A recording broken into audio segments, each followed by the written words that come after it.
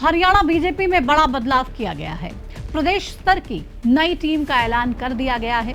BJP की प्रदेश अध्यक्ष doctor अर्चना गुप्ता ये दावा कर रही हैं कि उन्होंने पार्टी के सीनियर नेताओं और केंद्रीय नेतृत्व के साथ गहन मंथन किया और उसी के बाद अपनी नई टीम का ये गठन किया है।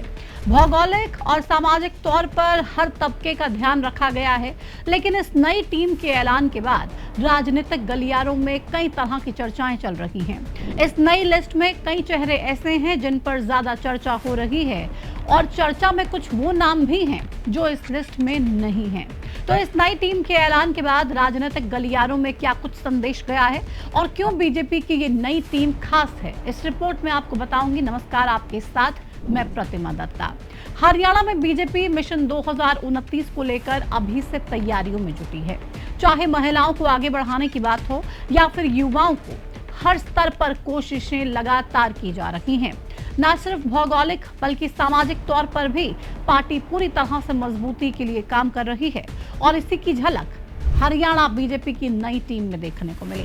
प्रदेश अध्यक्ष डॉक्टर अर्चना गुप्ता ने राष्ट्रीय अध्यक्ष नितिन नवीन की सहमति से प्रदेश पदाधिकारियों की सूची जारी कर दी। इनमें 8 प्रदेश उपाध्यक्ष, 3 प्रदेश महामंत्री और 9 प्रदेश मंत्री बनाए गए हैं। इसके अलावा कोषाध्यक्ष, कार्यालय प्रबंधन, मीडिया, आईटी और अलग अलग मोर्चों के अध्यक्षों का ऐलान किया गया है। सबसे पहले प्रदेश उपाध्यक्षों के बारे में आपको बताते हैं। रेवाड़ी से विधायक लक्ष्मण यादव, सिरसा से पूर्व सांसद सुनीता दुग्गल, आदमपुर से पूर्व विधायक भव्य बिश्नोई, पलवल से पूर्व विधायक दीपक मंगला, पंचकुला से पूर्व विधायक लतिका शर्मा, जींद से वरिष्ठ नेता जवाहर सैनी, कैथल से अशोक गुर्जर, फतेहाबाद से रविंद्र बलियाला। इन चेहरों को देखकर समझने की कोशिश कीजिए बीजेपी नेतृत्व ने किस तरह से संतुलन बनाने की कोशिश की है। सबसे पहला नाम अहीरवाल से है और वो भी ऐसा नाम जो कभी केंद्रीय राज्य मंत्री राव इंद्रजीत के करीबी रहे, लेकिन अब विरोधियों में शुमार हैं। कई बार राव साहब के कार्यक्रमों से दूरी को लेकर चर्चा में आ चुके हैं। यानी कि मतलब साफ है, राव साहब को न सिर्फ नजरअंदाज किया गया बल्कि उनके गढ़ में लक्ष्मण यादव का कद बड़ा करने की कवायद के तौर पर नाम को देखा जा रहा है। इतना ही नहीं, नाम है भव्य बिश्नोई का, यानी कि कुलदीप बिश्नोई को साधने का ये अच्छा तरीका है।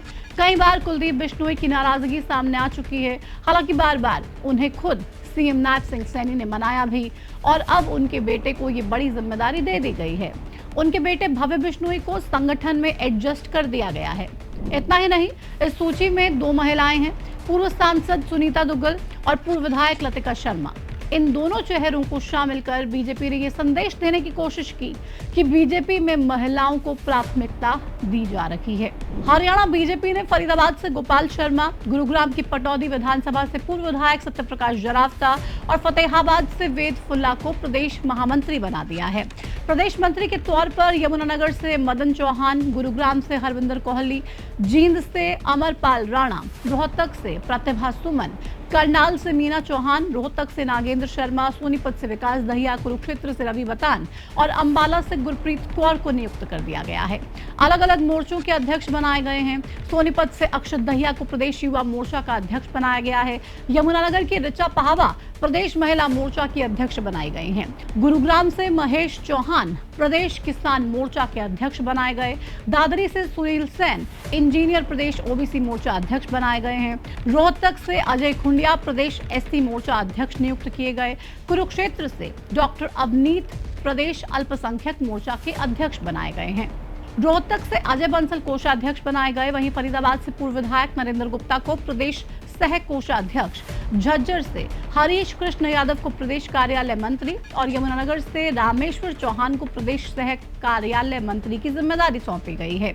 प्रदेश प्रकोष्ठ में भी नई नियुक्तियां की गई हैं। भिवानी से मुकेश गौड़ को प्रदेश प्रकोष्ठ प्रभारी और गुरुग्राम से मनीष यादव को प्रदेश प्रकोष्ठ सह प्रभारी नियुक्त किया गया है। मीडिया और आईटी में भी नई नियुक्तियां की गई हैं। प्रदेश अध्यक्ष डॉक्टर अर्चना गुप्ता की ओर से जारी निर्देशों के मुताबिक सभी नियुक्तियां तत्काल प्रभाव से लागू कर दी गई हैं।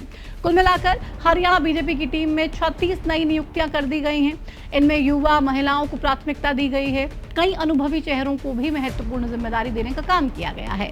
इससे ये साफ दिखाई दे रहा है कि रोहतक, सोनीपत, हिसार और जींद के साथ साथ फतेहाबाद, अंबाला और यमुनानगर क्षेत्र पर विशेष फोकस रखा गया है। यानी कि नूंह के अलावा जहां जहां पर कांग्रेस में बगावत हुई और जहां जहां पर बीजेपी कमजोर है, वहां पर फोकस साफ देखने को मिल रहा है। इसके अलावा सबसे ज्यादा चर्चा इस बात की हो रही है कि जिस अहिरवाल क्षेत्र को बीजेपी की चुनावी ताकत का केंद्र माना जाता है, उसी क्षेत्र की संगठन में प्रतिनिधित्व के मामले में अनदेखी कर दी गई है। हालांकि बीजेपी की इस नई रणनीति का क्या असर होगा, क्या मिशन 2029 के लिए ये कदम असरदार साबित होने वाला है, ये फिलहाल आने वाला वक्त बताएगा। लेकिन इस वीडियो में इतना ही। मुझे दीजिए इजाजत। नमस्कार।